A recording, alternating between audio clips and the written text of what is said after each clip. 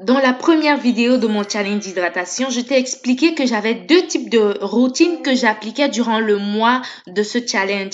Et je t'ai déjà donné dans la vidéo précédente les étapes de ma routine que j'ai appelée complexe. Et dans cette vidéo, je vais te parler donc de la deuxième routine qui est la routine simple. En fait, j'opte pour cette routine lorsque j'ai des cheveux pas très secs et pas très emmêlés, c'est-à-dire qui ont quand même gardé une certaine souplesse. Ça fait déjà une semaine jour pour jour après mon soin complexe. Cette routine est simple tout simplement parce que l'étape du shampoing est mise au placard. Ma routine simple sera constituée de cette magnifique crème que tu vois à l'image et de cette gelée. Essaye d'imaginer les ingrédients de ces masques. Avant les détails de la vidéo, je vais faire un petit coucou à Awa Yvonne Hamza, qui est le premier commentaire de notre vidéo précédente. Si tu passes par ici, coucou à toi ma chérie. La recette de ma crème hydratante et stimulatrice de pousse. Pour ça, j'ai besoin de l'huile de ricin bio, de l'huile de chanvre et l'huile de coco. Voilà, donc j'aurai 2 cuillères à soupe d'huile de ricin, 1 cuillère à soupe d'huile de chanvre qui est une huile très hydratante. J'ai aussi besoin de 2 cuillères à soupe d'huile de coco. Donc je remue le tout et pour obtenir cette crème lisse que vous avez vue à l'image, je vais donc mixer avec un batteur à pied, un mixeur à pied qui va donc aider à mélanger les 3 huiles de façon homogène. Vous pouvez aussi le passer à bain-marie si vous voulez mélanger et que vous n'avez pas de batteur. À chaque manipulation, je m'efforce de faire 4 grosses sections avec mes cheveux et je travaille sur une section à la fois. Cela permet de garder le contrôle sur toute la touffe afin de limiter la casse et les nœuds. En plus, c'est beaucoup plus facile comme ça en plus. Donc, je fais donc mon bain d'huile sur les raies que vous voyez. Donc, je fais des raies et je fais le bain d'huile de manière... je n'applique pas une grosse quantité d'huile.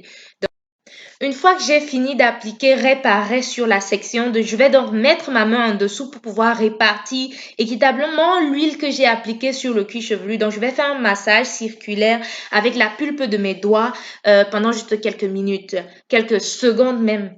Ensuite, je prends donc une petite quantité d'huile, pas trop petite, mais quand même suffisante pour répartir sur les longueurs et après sur les pointes.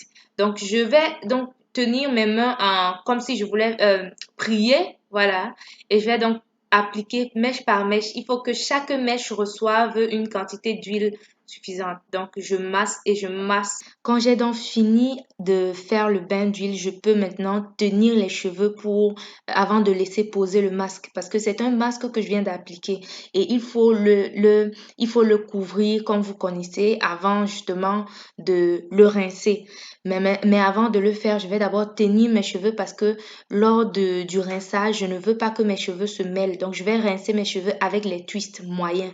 Et c'est comme ceci que je fais mes twists. Je les fais moyens. Pourquoi? Parce que si je les fais gros, ils vont se défaire avec l'eau puisqu'ils vont gonfler. Donc, quand je les fais moyens de cette façon, ils ne gonflent, ils ne se détachent pas. Donc, je tiens dans les 2 brins de chaque bout, comme vous avez vu à l'image, je les roule sur eux et avant de les mélanger. C'est comme ça que ça me fait des twists parfaits qui sont solides. Je vais donc vous épargner certains détails. Donc, ce que je vais vous dire, c'est que je vais faire les twists sur toute la tête et je vais laisser poser. Donc, je vais appliquer un plastique et je vais laisser couvrir toute la nuit pour pouvoir laisser les cheveux transpirer et absorber le masque en question. Deuxième recette, gelée démêlante, assouplissante et fortifiante. Pour réaliser la gelée, je vais commencer par effectuer une infusion de bissap. Vous aurez compris vous aurez compris pourquoi la gelée a cette couleur rougeâtre. Donc, je vais effectuer comment je vais dire, une infusion de bissap et je vais ajouter des feuilles de camomille à l'intérieur parce que j'adore son odeur. Une fois refroidi, je vais filtrer, comme vous connaissez, et je vais recueillir dans le jus qui va me servir comme le liquide donc qui va diluer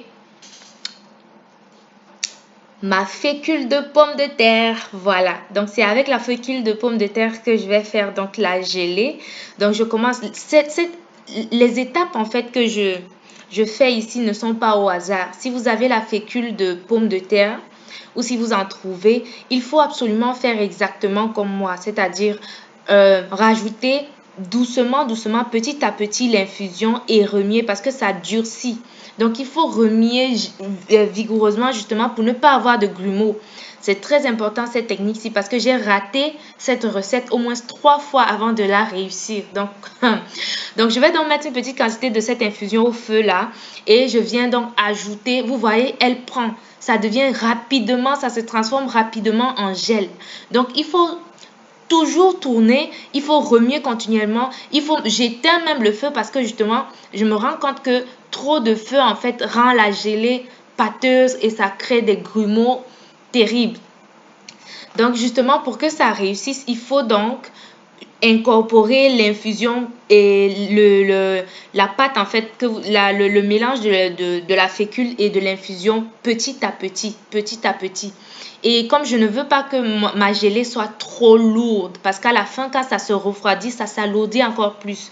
Donc, je n'hésite pas à rajouter mon infusion, à rajouter mon mélange de fécule.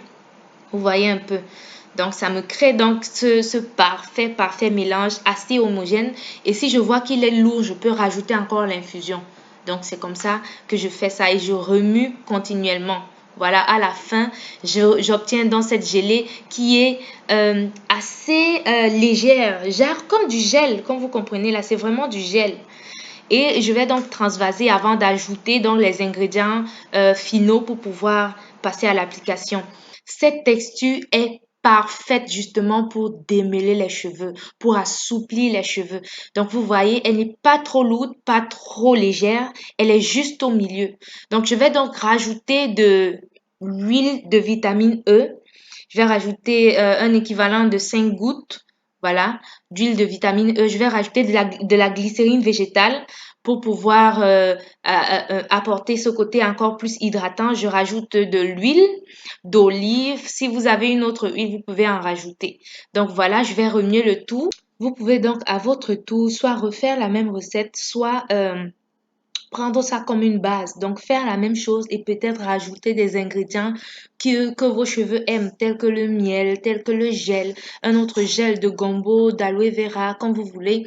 Mais vous pouvez vraiment rajouter tout ce que vous voulez ou même des poudres à l'intérieur. Donc, je vais vous épargner l'application sur les cheveux, mais je vais appliquer sur les cheveux après avoir rincé le pré-pou. Et le reste de l'infusion va me servir d'eau de rinçage. Voilà, c'était tout pour la vidéo.